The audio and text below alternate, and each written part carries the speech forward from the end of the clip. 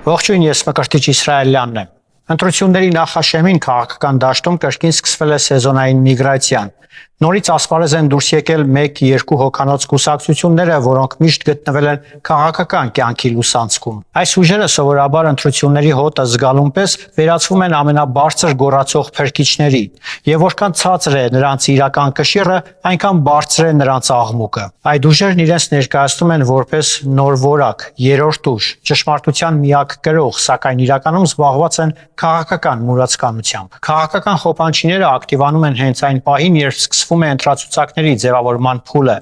Այդ ուժերի նպատակը իշխանություն վերցնելը չէ, պետություն կառուցելը չէ, ռազմավարություն առաջարկելը չէ։ Այդ ուժերի նպատակը մեկն է՝ որևէ հովանավորի հաշվին մանդատ թռցնելը եւ ապահովել անձնական ներկայությունը խորհրդարանում։ Այդ մարդ կուսակցությունները չեն ստեղծում գաղափարական հոսանքներ, չեն կրում պատասխանատվություն, պարզապես սպասում են հարմար պահի կցվելու խոշոր խաղացողի գնացքին։ Ամենավտանգավորն այստեղ ոչ թե նրանց փոքրությունն է, այլ այն, որ այդ ուժերը իրենց ներկայությամբ աղավաղում են քաղաքական համակարգը, ցանկացած ընտրություն վերածելով մանդատի մուրացկանության։ Բարձր գոռալը ծրագիր չէ, հոխորտանքը տեսլական չէ։